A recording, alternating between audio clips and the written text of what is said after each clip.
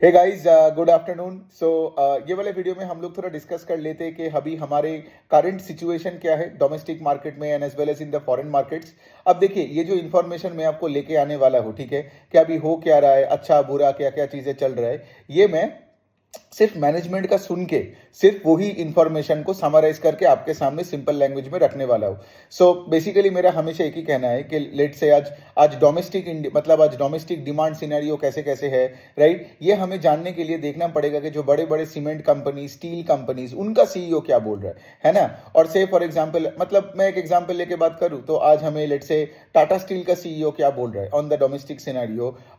फिर उसके बाद अल्ट्राटेक सीमेंट का सीईओ क्या बोल रहा है on the domestic consumption scenario, वो हमारे लिए मैटर करता है बिकॉज ये धंधा करने वाले लोग हैं जो हमें कॉन कॉल्स में आके बात करते हैं। वर्सेस से फॉर एग्जांपल कोई एक थर्ड पार्टी है जो जो जो से फॉर एग्जांपल एक मीडिया आर्टिकल छाप रहा है या फिर कोई एडिटोरियल भेज रहा है। मुझे तो हमेशा उस तरीके का लोगों से जो खुद धंधा नहीं किया है उनसे, उनका तो मतलब मुझे कुछ सुनना ही नहीं है, ठीक है। तो चलिए ये वाले वीडियो में हम लोग कुछ डिस्कशन कर लेते हैं कि अभी हमारे डोमेस्टिक कंडीशन क्या क्या है, देश में क्या हो रहा है, और ऑफ कोर्स उसके साथ हम देखेंगे कि लाइक विदेश में भी क्या क्या हो रहा है। और इस वीडियो में I will tech companies like Tata steel के एग्जांपल लेंगे, अल्ट्राटेक के एग्जांपल लेंगे, ग्रासिम का एग्जांपल लेंगे, एलएनटी का एग्जांपल लेंगे, ठीक है, फिर एशियन पेंट्स के एग्जांपल लेंगे बिकॉज ये सब बड़े बड़े कंपनीज है। इनके अगर आप देखोगे ये लोग सब अपने ये अपने सेक्टर में सब लीडर्स है ना। कोई पेंट का हो, कोई सीमेंट का हो, तो कोई स्टील का हो।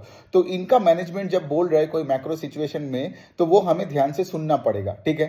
पहला पॉइंट तो यह है कि like before going to the nitty gritties I can tell you के लाइक हमारे देश में, ठीक है, हमारे देश का जो डिमांड मोमेंटम था, राइट, वो मोमेंटम थोड़ा हल्का हो गया, थोड़ा ठंडा हो गया। समझ में आ रहा है अब ये क्यों हुआ? लॉजिकली सोचो। पहला पॉइंट तो यह है कि लाइक हमारे जो इलेक्शन हुआ पिछले फिस्कल में, right, I think Q1 of FY25 में जो इतना बड़ा इलेक्शन हुआ, इलेक्शन के बाद से गवर्नमेंट केपेक्स घट गया, ठीक है। गवर्नमेंट केपेक्स का मतलब सिंपल तरीके से सोचो, अगर हमारे सरकार ने इन्वेस्ट करना कम कर दिया तो क्या होता है, बहुत ऐसे सेक्टर्स है specially in the manufacturing space जिसमें ग्रोथ का मोमेंटम चली जाती है। और यही हुआ है हमारे देश में पिछले 8-9 महीने से, यही हो रहा है। तो आज ये अगर मैं अल्ट्राटेक का मैनेजमेंट का बात बोलूं तो उनका सीईओ ने यही बोला, क्योंकि देखो वो सीमेंट बेचने वाले हैं, है ना। और सीमेंट का कंजम्पशन लेट से अफेक्ट होगा, राइट, अगर गवर्नमेंट ने अपना केपेक्स करना लेट से फॉर एग्जांपल कम कर दिया। तो एक बेसिक सा आपको डेटा बताता हूँ। FY24 में, अभी तो हम FY25 के फोर्थ क्वार्टर में हैं, लेकिन FY24 ओवर 23 में गवर्नमेंट केपेक्स बढ़ गया था कितना, बाई 22% से, ठीक है। लेकिन अगर आप ये 9 मंथ ऑफ FY25 देखोगे, ध्यान से सुनो, 9 मंथ मतलब अप्रैल ऑफ लास्ट ईयर से लेके 31 ऑफ दिसंबर तक इन FY25, right, versus 9 month of FY24, government capex came down by 12%। सो इसका क्या मतलब? इसका मतलब केपेक्स का जो मोमेंटम चल रहा था मतलब सरकार का, तो यहाँ पे वो मोमेंटम रुक गई। अभी उस रेट से केपेक्स हो नहीं रहा है, हो रहा है, लेकिन the pace of growth has come down, जो मैं बार बार बताता हूँ।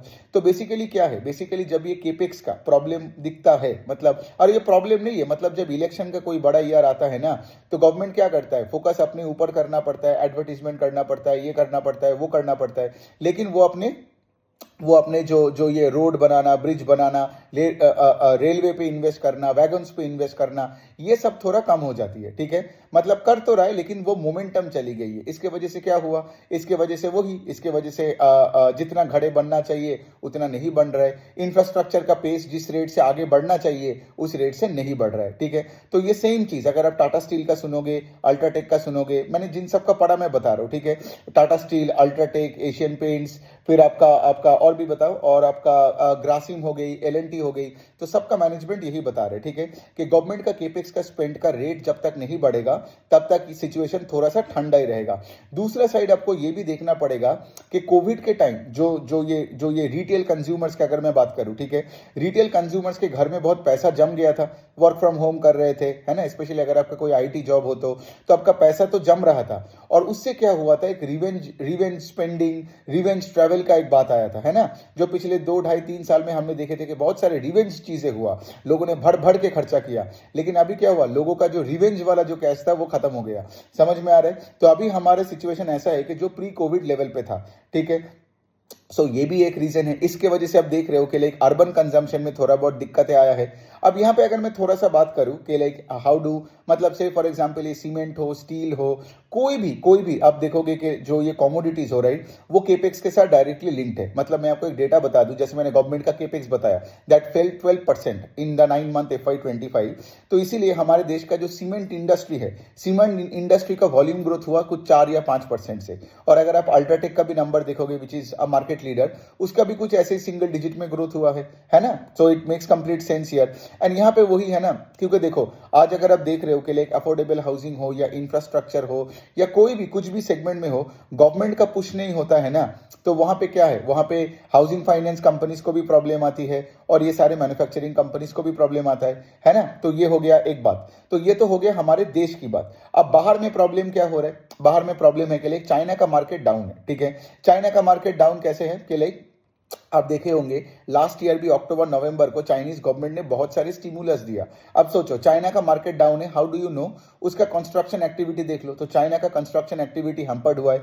चाइना का ऑटो मार्केट भी खराब हो गया, इसी वजह से तो जैगवार लैंड रोवर जो टाटा मोटर्स की है उनका सेल्स में इफेक्ट आया। इसलिए आप देखोगे टाटा मोटर्स का स्टॉक को इतना बड़ा धक्का लगा, बिकॉज उनका तो मेजोरिटी रेवेन्यू आता है JLR सेल से, चाइना फिर यूरोप से। तो यहाँ पे क्या हुआ, चाइना में बहुत प्रॉब्लम चल रहा है। और यहाँ पे देखो जब जैगवार लैंड रोवर का चाइना में इफेक्ट हुआ, दूसरे साइड में क्या हुआ, दूसरे साइड में जब चाइना का जो स्टील मेकर्स है, ठीक है, अब सोचिए जब जब कंट्री का इकोनॉमिक सिचुएशन उतना ठीक नहीं रहता है तो वो स्टील मेकर्स क्या करेगा, वो स्टील बना बना के एक्सपोर्ट करता रहेगा, है ना। तो इसलिए क्या हुआ हमारे देश में ये बन गया, मतलब बहुत सारे स्टील यहाँ पे डंप कर दिया गया। तो इसके वजह से स्टील का प्राइसेस भी घट गया। सो ऑल दिस कंपनीज, तो आपने सुना ही होगा पिछले कुछ महीनों से steel prices are going down, right. Steel prices have been coming down because of the same reason, क्योंकि अगर चाइना में इकोनॉमिक एक्टिविटीज बहुत अच्छा होता है तो जो ये उनका जो स्टील मैन्युफैक्चरर्स है वो तो अपना ही कंजम्पशन के लिए लगा देगा ना। लेकिन क्या हो रहा है, उनके बेचारे का खुद का इंटरनल डिमांड लो हो गया है, तो इसी वजह से वो स्टील डंप कर रहे हैं साउथ अमेरिका में, फिर आपके अफ्रीका में, फिर आपके एशिया में, इंडिया में, so on and so fourth. So basically ये हो गया एक बात। और दूसरे साइड में क्या है, यूरोप में भी सिचुएशन एकदम अच्छा नहीं है। मतलब कोई भी ऑटो एंसिलरी कंपनीज को अगर आप ले लोगे, उसका यूरोप ऑपरेशन में तो वो रोना धोना का ही बात कर रहे हैं, जितना भी मैंने पढ़ा। I think that day I was reading about the concall Motherson, Samvardhana Motherson की, ठीक है, जो कि बहुत बड़ा एक ऑटो एंसिलरी कंपनीज है, उनका ऑपरेशन अक्रॉस द ग्लोब है। तो उनका भी वही कहना है कि यूरोप अभी बहुत ही ठंडा है, ठीक है। और globally if you look at the developed economies कुछ 1.5-2% से ग्रो कर रहा है। सो बेसिकली क्या है, मैं ये बोलने का कोशिश कर रहा हूँ कि अभी हर जगह ही ठंडा है। हमारा डोमेस्टिक कंजम्पशन का जो डिमांड था, राइट, वो भी थोड़ा ठंडा हो चुका है, वेदर इट्स रिटेल डोमेस्टिक हो गया या फिर अगर आप मैन्युफैक्चरिंग के साइड में भी देखोगे तो यही वाला पॉइंट है।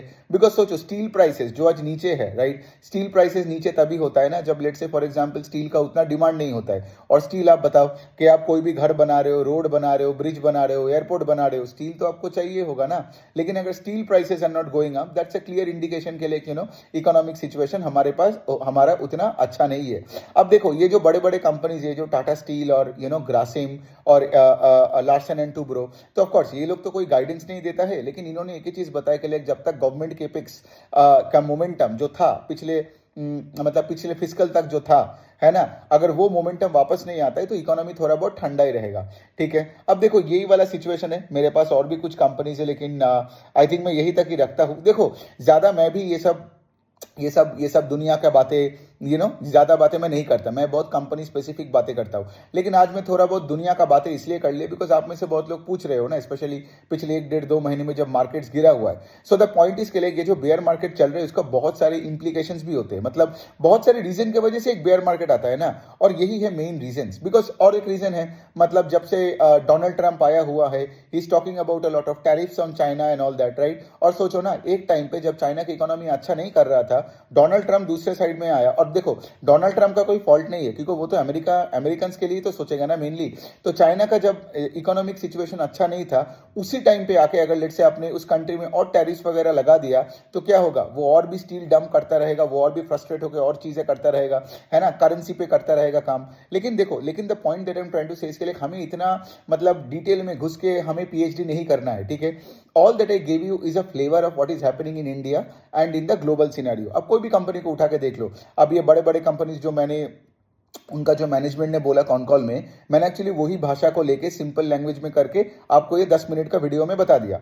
समझ में आ रहा है? क्योंकि यहाँ पे मुझे अपना ओपिनियन नहीं देना है, because the world is too complex for one person like me to sit in a room and tell you के लाइक अगले 6 महीने में क्या होने वाला है। और जो बोलता है ये सब चीजें, वो फ्रॉड है, उनका मत सुनो। और एक चीज मैं बार बार बताता हूँ, ठीक है, ये जो जो चीजें मैंने बताया अभी, ये मेरा कोई ओपिनियन नहीं है, ठीक है। और सो बेसिकली मैं वही बताता हूँ कि जो धंधा कर रहा है, सिर्फ उनसे सुनो कि दुनिया किस तरफ जा रहा है, ठीक है। इकोनॉमी का हालत जानो, जैसे मैंने बताया, ये सब L&T, Grasim, Asian paints, Vedanta, ठीक है, रिलायंस इंडस्ट्रीज, इनका मैनेजमेंट क्या बोल रहे हैं वो सुनो, और फिर उसके तरीके से आपको देखना पड़ेगा। बिकॉज देखो, पोर्टफोलियो में स्टॉक्स चल नहीं रहे, उसके एक और रीजन ये भी है कि अभी सिचुएशन थोड़ा सा हल्का है, ठंडा है, ठीक है। ऐसा नहीं है, देखो इकोनॉमी में प्रॉब्लम नहीं है। जैसे for example if you look at financials, अगर आप बैंक्स वाले को देखोगे तो बैंक्स में एसेट क्वालिटी का कोई प्रॉब्लम नहीं है। बट हैविंग सेड दैट आप देखोगे बैंक्स का पेस ऑफ लोन बुक का ग्रोथ भी घट गया है ना। पहले आईसीआईसीआई बैंक 20% से ग्रो करता था, अभी 10-15% से ग्रो करता है। आईडीएफसी नहीं, सॉरी, इंडसइंड बैंक हो गया, एक्सिस बैंक हो गई, कोटक बैंक, एचडीएफसी का तो पूरा एकदम सिंगल डिजिट में ग्रोथ है। सो बेसिकली क्या है, बैंक्स का एसेट क्वालिटी बुरा नहीं हुआ, लेकिन बैंक्स का भी पेस ऑफ लोन बुक का ग्रोथ घट गया। ये तभी होता है ना जब उनको लेट्स से इकोनॉमी में लोन्स देने में प्रॉब्लम होता है। फिर ये जो रिटेल अनसिक्योर्ड में इतना प्रॉब्लम चल रहा है, मतलब एक तरफ तो वो कॉर्पोरेट लोन्स भी ज्यादा नहीं दे पा रहे, होलसेल भी ज्यादा नहीं दे पा रहे, बिकॉज बहुत सारे सेक्टर एकदम ठंडा हो गया। दूसरे साइड में आप ये भी देखोगे कि लाइक माइक्रो फाइनेंस में आज प्रॉब्लम है, पर्सनल लोन्स में, क्रेडिट कार्ड में प्रॉब्लम है। तो ये जो तीन जो हाई यील्डिंग सेगमेंट्स है जो आप रिटेल कस्टमर्स को देते, वो भी आप दे नहीं पा रहे हो, उसमें भी बहुत सारे प्रॉब्लम्स चल रहे हैं। तो आप क्या करोगे? सो बेसिकली आप देखोगे ना कि लाइक बैंक्स का स्टॉक या फाइनेंशियल्स का स्टॉक और भी क्यों नहीं चलता है, बिकॉज उनका प्रॉफिटेबिलिटी का ग्रोथ का मोमेंटम चला गया, although their asset quality is fine. तो अगर आप मुझसे पूछोगे, मैं एक ही चीज बोल सकता हूँ कि इलेक्शन तो हो गया, बिकॉज एक तो इलेक्शन हुआ, उसके बाद बहुत सारे ये सब फ्लड एंड अनइवन मॉनसून हुआ अक्रॉस द कंट्री, अब वो भी हो गया। Festive period was not that bad, because अगर फेस्टिव पीरियड बहुत बुरा होता तो हमारा ऑटो सेक्टर में ग्रोथ नहीं दिखता, लेकिन ग्रोथ दिखा, ठीक है। But also having said that, ये भी है पिछले 2-2.5 साल में ये पैसेंजर व्हीकल्स में जो ग्रोथ था डबल डिजिट का, इस बार का तो पैसेंजर व्हीकल्स फेस्टिव पीरियड के बाद भी सिंगल डिजिट से ग्रो किया।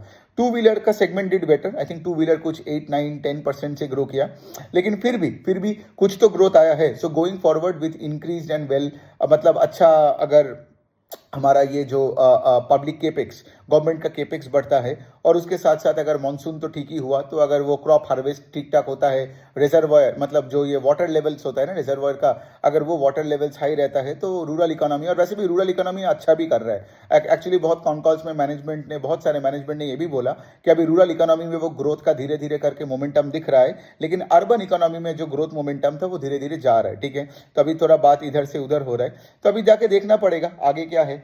I think I have covered all the pointers here. और अगर स्टॉक का मैं अगर बात करूं तो वही वाला पॉइंट है कि देखो, पूरे इकोनॉमी में थोड़ा बहुत अगर पूरा इकोनॉमी ठंडा हो गया है, इसका मतलब ये नहीं कि हर स्टॉक ठंडा हो गया है। मैं बोलता हूं ऐसे भी आज, क्योंकि मेरे ही पोर्टफोलियो में कुछ 15, 16, 18 नाम है जो कि बहुत अच्छे रेट से ग्रो कर रहा है, बहुत इनमें से बिजनेसेस पे ऑपरेटिंग लेवरेज भी है, ठीक है।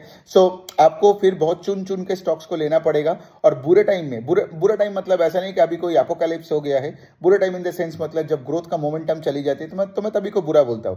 लेकिन ऐसे सिचुएशन में भी ना आपको सिर्फ देखना पड़ेगा कि कौन सा स्टॉक है जो अपने सेक्टर में सबसे अच्छे रेट से ग्रो कर रहा है, जो मार्केट शेयर कैप्चर कर रहा है, ठीक है, जिनका मैनेजमेंट कॉन कॉल में गाइडेंस नहीं घटाया। आप अगर ध्यान से पढ़ोगे, बहुत कंपनीज को ट्रैक करोगे, तो आपको 15-20 नाम मिल जाएगा। मेरे पास ही खुद पोर्टफोलियो में है, तो so that's the reason I can say कि मिलेगा। सो बेसिकली क्या है, लेकिन आप अब ये बोलोगे स्टॉक्स तो गिर रहा है, ये हो रहा है, अब देखो ये होगा ही, ठीक है, क्योंकि जब मार्केट में देखो, जब एक बेयर रैली होता है तो अच्छे बुरे सारे स्टॉक्स गिरता है। लेकिन क्या आपको पता है कि लाइक जब ये रैली, मतलब जब ये सब जो मार्केट में जो भी ये बेयरिश टोन है, जो भी बोलते हो ये सब, मैं उस सब टर्म्स में ज़्यादा फोकस नहीं करता, लेकिन सोचो इसके बाद जब ये अगला रैली आएगा, जब ये बुल रैली आएगा, तो सबसे पहले अच्छे ग्रोथ वाले कंपनीज का स्टॉक ही ऑल टाइम हाई वापस बनेगा। So make sure that you select your stocks very very carefully. You don't by companies जो लेट से सिंगल डिजिट से ग्रो कर रहा है, या उसका रेवेन्यू डिग्रो कर रहा है, मैनेजमेंट गाइडेंस घटा रहे, आरओवी नीचे की तरफ जा रहे हैं, ऐसे कंपनीज के साथ बिल्कुल मत रहना, ठीक है। बिकॉज क्या होगा, you can get stuck in that stock. और लोगों का तो एक फितरत ही है ना कि कोई स्टॉक अगर वो लॉस में देख रहा है पीएनएल में, तो उसको बेच नहीं पाते, उसको लगता है कि बाई प्राइस में आएगा फिर मैं बेचूंगा, और इससे क्या होता है, they lose even more time. So my point is के लिए आपको बहुत फ्लेक्सिबल होना पड़ेगा। सामने Q4 का अर्निंग सीजन आ रहा है, और वहां पे भी जो भी कंपनीज देखोगे कि पीयर ग्रुप से बेटर किए जा रहे हैं, मैनेजमेंट का कमेंट्री अच्छा है, क्योंकि मैंने ये वीडियो में क्या दिखाया आपको कि अभी डोमेस्टिक मार्केट का हालत खराब है। इसका मतलब ये नहीं कि डोमेस्टिक कोई कंपनी में 30% का ग्रोथ नहीं आएगा। सोचो ना, जो कंपनी छोटा चालू हुआ और जो स्केल अप कर रहे हैं, नया नया शहरों में जा रहे हैं, उसके लिए 30-40% से ग्रो करना उतना डिफिकल्ट नहीं है ना। तो छोटा बेस भी हेल्प होगा। And then of course if it has a good product and a good brand and अगर वो अपने कॉम्पिटिटर से बेटर कर रहे हैं, सो उसका स्टॉक पैसे बनाएगा। समझ में आ रहे हैं। लेकिन ये वाले वीडियो में मेरा काम यही था कि मैं आपको एक ओवरऑल पिक्चर दे दूं, बिकॉज बहुत लोग मुझे पूछते थे कि लाइक मार्केट इतना गिर रहा है, दुनिया में हो क्या रहा है, इंडिया में हो क्या रहा है, और यही चीज है। और मुझे नहीं लगता कि कुछ बड़ा, कोई ऐसा नहीं कि कोई ग्लोबल फाइनेंशियल क्राइसिस हो गया या कोई ऐसा कोई पैंडेमिक हो गई, सब बंद हो गया घर पे, ऐसा कुछ नहीं है। इट्स जस्ट दैट हमारे देश का गवर्नमेंट केपेक्स अभी यहाँ पे मतलब पब्लिक केपेक्स से बढ़ना चाहिए। और देखो, पब्लिक केपेक्स बढ़ेगा तो प्राइवेट केपेक्स भी बढ़ेगा, है ना। उससे हमारे डोमेस्टिक डिमांड, गवर्नमेंट ने एक अच्छा चीज तो किया कि हमारे जो इनकम टैक्स में जो रिलीफ दिया है ना, वो 12 लाख रुपए तक का है ना, तो इससे डिस्पोजेबल इनकम भी बढ़ेगा। So I think that making all the right moves here. अगर उनका गवर्नमेंट केपेक्स बढ़ता है, उसके साथ इनकम टैक्स वाला भी, बिकॉज डिस्पोजेबल इनकम, लोगों के हाथ में ज्यादा पैसे आएगा तो वो ज्यादा खर्चा भी करेगा, ये कपड़ों पे, जूतों पे, पेंट्स पे, वट एवर इट इज, जो भी आज जहां पे B2C सारे कंजम्पशन बेस्ड कंपनीज है, उनको फायदा मिलेगा। एंड इसके साथ साथ ऑफ कोर्स देखो, ये जो ग्लोबल सिनेरियो है वो तो हमेशा डाइसी होता है। कभी 1-1.5 महीने पहले वो हमास और इजराइल में बोमा, वो एक दूसरे को ड्रोन अटैक कर रहे थे। अब पता नहीं 3 महीने बाद किस किस का अटैक होगा। रशिया यूक्रेन का तो शायद अभी भी चल रहा हो। एंड देखिए, दुनिया में 750 करोड़ के ऊपर पॉपुलेशन है, ठीक है। इंडिया में भी कुछ 120-140 करोड़ का पॉपुलेशन है। So you don't expect everything to be शांत and quiet for you to start investing. तो मेरा एक्चुअली पूरा मैसेज यही है कि मैं तो आपको पूरा बता दिया, लेकिन don't expect the market, don't expect all this problems to go away for you to start investing. Problem होता ही रहेगा। कल केपेक्स वाला प्रॉब्लम ठीक होगा तो कोई और एक ऐसा प्रॉब्लम आएगा जो आपने कभी एंटिसिपेट ही ना किया हो। सो मार्केट में इस तरीके से पैसा बनता है। कभी लाइफ में शांति नहीं है मार्केट में, ठीक है। If you are looking for peace, you will never be happy in the stock market. You have to enjoy the pain and the stress, ठीक है, जो आता है। ये जो अभी पोर्टफोलियो गिर रहा है, and if you are panicking, that means you are not made for the market. Market के लिए सिर्फ वो लोग ही मेड अप होते हैं, जो मार्केट के लिए वो लोग ही मतलब बने होते हैं, जो लेट्स से फॉर एग्जांपल ये पेन और दर्द से दोस्ती कर लिया है। सो दोस्ती कर लो ये सब चीजें। आज ये सब चीजें ग्लोबल सिनेरियो है, स्टील डिमांड डाउन, ये सब, सीमेंट में ये प्रॉब्लम, चाइना का वो प्रॉब्लम। कल चाइना का प्रॉब्लम ठीक होगा तो यूएस का कोई और एक प्रॉब्लम चालू हो जाएगा। So all I am trying to say इसके लिए प्लीज डू अंडरस्टैंड कि ये सब प्रॉब्लम्स चलता ही रहेगा। मेरा वीडियो बनाने का यही एक इंटेंशन था, ताकि मैं समझाऊं कि कभी प्रॉब्लम्स खत्म नहीं होगा। लेकिन आपका काम वही है, आपको पीपीटी कॉन कॉल पढ़ना है, अपने सारे कंपनीज को इंडिविजुअली ट्रैक करना है। जेनेरिक बुलशिट किसी का नहीं सुनना है कि हमारे 10 साल में क्या होने वाला है, 20 साल में क्या होने वाला है, नॉनसेंस, राइट। एकदम स्पेसिफिक्स पे फोकस करनी है। और जहां जहां आपको मौका मिले, ग्रोथ का मौका मिले, देख रहे हो कंपनी अच्छी कर रही है, बाकियों से बेटर कर रहे हैं, पैसा डालना है और वॉलेटिलिटी को झेलना है। There is no other way that you can handle your money in the portfolio, अगर आप लेट्स से फॉर एग्जांपल खुद का पैसा खुद मैनेज कर रहे हो तो। सो ये है मेरा मैसेज।